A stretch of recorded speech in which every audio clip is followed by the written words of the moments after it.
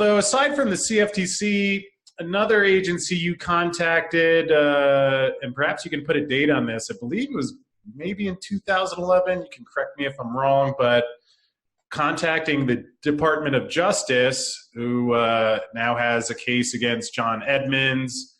And I believe in your interviews, you've said that you shared the evidence with them. They realized what was happening, and perhaps the quote was, "What about the economic consequences?" So anything you could touch on there, I think is really relevant as get the DOJ into this too.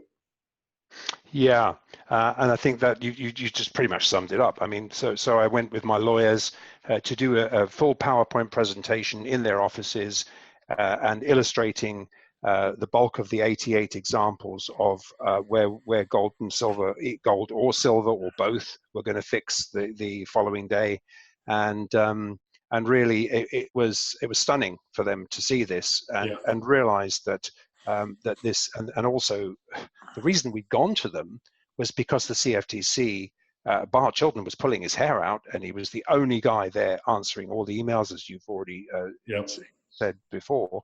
But he was pulling his hair out because he knew that the evidence was good, and yet it takes five commissioners to vote, and 3 have to vote the same way, and they weren't doing that.